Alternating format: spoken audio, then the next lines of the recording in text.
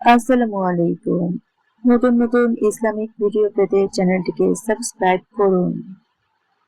আসসালামু আলাইকুম রাহমাতুল্লাহ।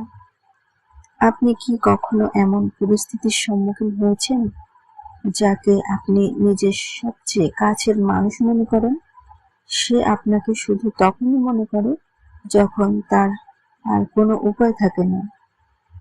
আপনি তার মেসেজের অপেক্ষায় থাকেন, তার ফোনের অপেক্ষায় থাকেন, তার একটু সময় পাওয়ার আশায় থাকেন, কিন্তু সে আপনাকে গুরুত্ব দেয় না। যখন তার প্রয়োজন হয় তখন আপনাকে কাছে ডাকে, আর যখন তার প্রয়োজন শেষ হয়ে যায় তখন আপনাকে ভুলে যায়। তখন মনে হয়, আমি কি সত্যিই তার কাছে গুরুত্বপূর্ণ, নাকি শুধু একটি অপশন? আজকের ভিডিওটি আপনার জন্য, কারণ মনে রাখবেন, যে মানুষ আপনাকে বারবার অপশন হিসেবে দেখে তার পেছনে নিজের মূল্য, সময় এবং মানসিক শান্তি নষ্ট করা উচিত নয়। ইসলাম আমাদের শেখায়, মানুষের ভালোবাসা চাইতে গিয়ে নিজের সম্মান ও আল্লাহর সঙ্গে সম্পর্ককে ভুলে যাওয়া যাবে না।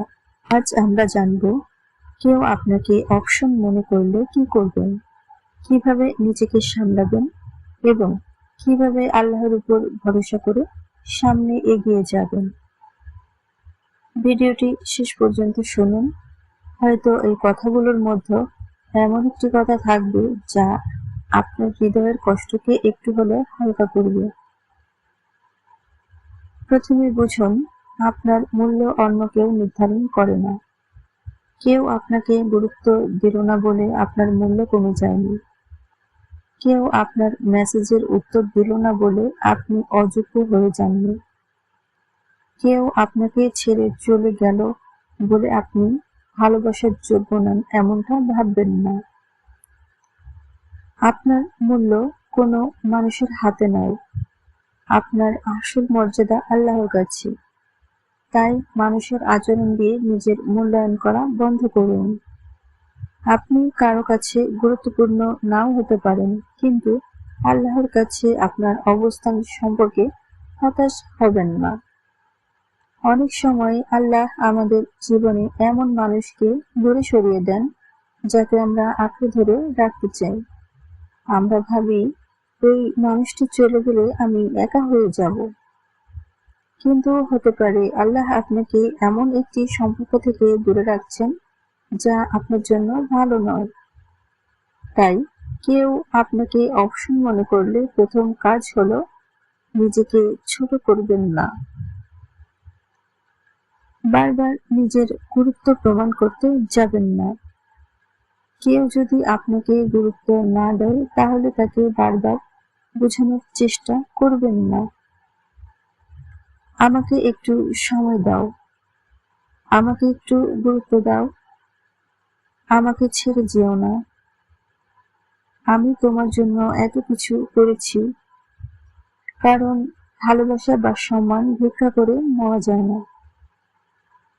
আপনি কাউকে জোর করে আপনার মূল্য বোঝাতে পারবেন না। যে মানুষ আপনাকে সত্যি মূল্য দেয় তাকে আপনার গুরুত্ব বারবার প্রমাণ করতে হয় না। তাই কারো মন জয় করার জন্য নিজের আত্মসম্মান হারাবেন না। চুপ থাকা সবসময় দুর্বলতা নয়। কখনো কখনো চুপ থাকা মানে, আমি বুঝে গেছি আমার অবস্থান কোথায়, তাই এখন আমি নিজেকে সম্মান করব। অতিরিক্ত প্রত্যাশা কমিয়ে দিন। আমাদের কষ্টের একটি বড় কারণ হলো আমরা মানুষের কাছ থেকে এমন কিছু আশা করি যা সে হয়তো কখনোই দিতে চায়নি। আপনি যেভাবে তাকে গুরুত্ব দেন, সেও আপনাকে সেভাবে গুরুত্ব দেবে, এমন কোনো নিশ্চয়তা নেই। আপনি যেভাবে তার জন্য অপেক্ষা করেন, সেও আপনার জন্য অপেক্ষা করবে এমনও নয়। তাই প্রত্যাশা করার আগে মানুষটিকে চিনুন, তার কাজ দেখুন, শুধু কথায় নয় তার আচরণে গুরুত্ব খুঁজুন।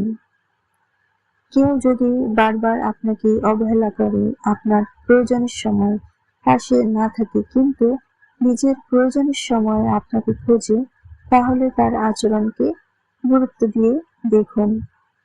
কথার চেয়ে কাজ অনেক বেশি সত্য প্রকাশ করে। নিজের সীমা নির্ধারণ করুন। কেউ আপনাকে অপশন হিসেবে ব্যবহার করছে বুঝতে পারলে নিজের জন্য কিছু সীমা তৈরি করুন। সব মেসেজের সঙ্গে সঙ্গে উত্তর দেওয়া জরুরি নয়। সব ডাকে ছুটে যাওয়া জরুরি নয়। সব সমস্যার সমাধান আপনাকেই করতে হবে এমন নয়। সবসময় নিজেকে উপলব্ধ রাখাও ভালোবাসার প্রমাণ নয়। কখনো কখনো বলতে হয়, আমি তোমাকে সম্মান করি, কিন্তু নিজের শান্তিকেও সম্মান করি। আপনি কাউকে ঘৃণা করবেন না, প্রতিশোধ নেবেন না, অপমান করবেন না। শুধু নিজের সীমাটা পরিষ্কার করুন। কারণ ইসলাম আমাদের ভারসাম্য শেখায়। অন্যের হক নষ্ট করা যাবে না, আবার নিজের উপরেও জুলুম করা উচিত নয়। কারো অবহেলার প্রতিশোধ অবহেলা দিয়ে নেবেন না। এখানে একটি গুরুত্বপূর্ণ বিষয় আছে। কেউ আপনাকে কষ্ট দিয়েছে বলে আপনিও তাকে কষ্ট দেওয়ার চেষ্টা করবেন না। কেউ আপনাকে উপেক্ষা করছে বলে আপনিও ইচ্ছা করে তাকে জ্বালানোর চেষ্টা করবেন না। সোশ্যাল মিডিয়ায় এমন পোস্ট করবেন না যাতে সে বুঝতে পারে আপনি তাকে দেখানোর জন্য কিছু করছেন। তার নতুন জীবনের খবর খুঁজতে থাকবেন না। তার অনলাইন স্ট্যাটাস বারবার দেখবেন না। কে তার পোস্টে লাইক দিল এসব নিয়ে চিন্তা করবেন না। কারণ আপনি যখন অন্যের আচরণের উপর নিজের আবেগ নির্ভর করিয়ে দেন, তখন আপনার শান্তির চাবিটা তার হাতে দিয়ে দেন। বরং বলুন, আমি বিষয়টি আল্লাহর কাছে ছেড়ে দিলাম। এটাই আপনার শান্তির শুরু হতে পারে। নিজের জীবনকে আবার গুছিয়ে নিন। কেউ আপনার জীবন থেকে দূরে সরে গেলে আপনার জীবন থেমে যায় না। আপনার নামাজ আছে, আপনার পরিবার আছে, আপনার সম্মান আছে, আপনার কাজ আছে, আপনার ভবিষ্যৎ আছে, আপনার রব আছে। তাই একজন মানুষের উপস্থিতি বা অনুপস্থিতিতে আপনার পুরো জীবনের কেন্দ্র বানাবেন না। নিজের উপর কাজ করুন, নামাজ ঠিক করুন, কোরআন পড়ুন, দোয়া করুন। নিজের কাজ ও দক্ষতা বাড়ান, পরিবারের সঙ্গে সময় কাটান, শরীর ও মনের যত্ন নিন, নতুন কিছু শিখুন। কারণ কখনো কখনো আমরা একজন মানুষকে হারানোর কষ্টে এতটাই ডুবে যাই যে ভুলে যাই আল্লাহ আমাদের সামনে আরো অনেক দরজা খুলে রাখতে পারেন। আল্লাহর উপর ভরসা রাখুন। আপনি জানেন না সামনে কি আছে। আপনি জানেন না কেন এই সম্পর্কটি আপনার জীবনে এসেছিল। আপনি জানেন না কেন একজন মানুষ আপনার জীবন থেকে দূরে চলে যাচ্ছে, কিন্তু আল্লাহ জানেন। কোরআনে আল্লাহ বলেন, হতে পারে তোমরা কোনো জিনিস অপছন্দ করো অথচ তাতে তোমাদের জন্য কল্যাণ রয়েছে, আর হতে পারে তোমরা কোনো জিনিস পছন্দ করো অথচ তাতে তোমাদের জন্য অকল্যাণ রয়েছে। আল্লাহ জানেন, তোমরা জানো না। এই আয়াতটি আমাদের অনেক কিছু শেখায়।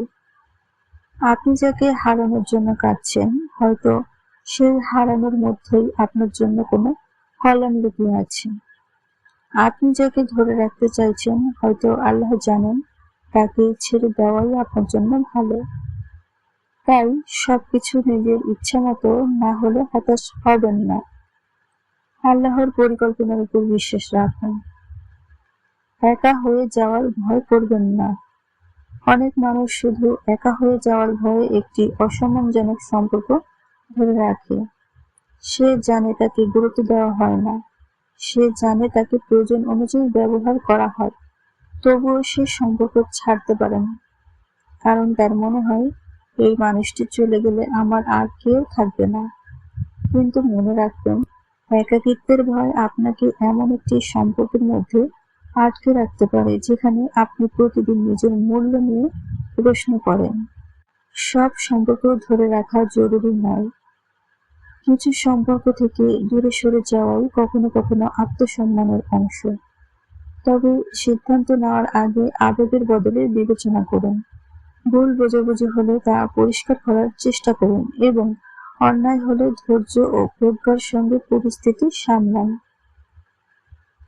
কাউকে হারানোর চেয়ে নিজেকে হারানো বেশি কষ্টের। একটি কথা মনে রাখবেন, কাউকে হারানো কষ্টের হতে পারে, কিন্তু কাউকে ধরে রাখতে গিয়ে নিজেকে হারিয়ে ফেলা আরো কষ্টের। আপনি যদি প্রতিদিন তার মন পাওয়ার জন্য নিজের ব্যক্তিত্ব বদলান, নিজের পছন্দ ছেড়ে দেন, নিজের পরিবার ও বন্ধুদের থেকে দূরে সরে যান, নিজের ইবাদত ও আল্লাহর সঙ্গে সম্পর্ক দুর্বল করেন, তাহলে একটু থামুন, নিজেকে প্রশ্ন করুন, আমি কি একজন মানুষকে ধরে রাখতে গিয়ে নিজের জীবনটাই হারিয়ে ফেলছি? যে সম্পর্ক আপনাকে আল্লাহ থেকে দূরে নিয়ে যায়, আত্মসম্মান নষ্ট করে এবং আপনার জীবনকে ক্রমাগত অশান্ত করে তোলে, সেই সম্পর্ক নিয়ে নতুন করে ভাবা দরকার। একটি সুন্দর দোয়া করুন।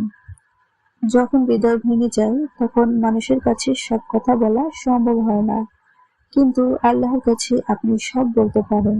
রাতে একা থাকুন, সিজদায় যান, এরপর নিজের ভাষায় বলুন, হে আল্লাহ, যে সম্পর্ক আমার জন্য কল্যাণকর নয় তা থেকে আমাকে দূরে রাখুন, আর যে সম্পর্ক আমার দুনিয়া ও আখিরাতের জন্য কল্যাণকর তা আমার জন্য সহজ করে দিন। আমার হৃদয়ের কষ্ট দূর করুন, আমাকে এমন ভালোবাসা দিন যা আমাকে আপনার কাছাকাছি নিয়ে যায়। আমার অন্তরকে আপনার উপর সন্তুষ্ট রাখুন। মনে রাখবেন, দোয়া মানে শুধু কোনো নির্দিষ্ট মানুষকে পাওয়ার জন্য চাওয়া নয়। কখনো কখনো সবচেয়ে সুন্দর দোয়া হলো, হে আল্লাহ, আমি যা চাই তা যদি আমার জন্য ভালো হয় আমাকে দিন, আর যদি ভালো না হয় তাহলে আমার মনকে তা থেকে ফিরিয়ে দিন এবং তার চেয়ে উত্তম কিছু দান করুন। প্রিয় ভাই ও বোন, যদি কেউ আপনাকে অপশন মনে করে, তাহলে তার কাছে নিজেকে প্রমাণ করতে যাবেন না। নিজেকে ছোট করবেন না, অপমানের প্রতিশোধ নেবেন না, তার পেছনে নিজের শান্তি নষ্ট করবেন না, বরং নিজের মর্যাদা ধরে রাখুন, নিজের জীবন গুছিয়ে নিন এবং আল্লাহর উপর ভরসা করুন। মনে রাখবেন, যে আপনাকে মূল্য দেয় না, তার অবহেলা আপনার মূল্য কমিয়ে দেয় না। আপনি কারো দ্বিতীয় পছন্দ নন, আপনি কারো প্রয়োজনের সময় ব্যবহার করার মানুষ নন। আপনার জীবন, সময় এবং হৃদয় সবকিছুরই মূল্য আছে। আর সবচেয়ে বড় কথা, মানুষ আপনাকে ভুলে গেলেও আল্লাহ আপনাকে ভুলে যাননি। তাই আজ থেকে মানুষের স্বীকৃতির চেয়ে আল্লাহর সন্তুষ্টিকে বেশি গুরুত্ব দিন।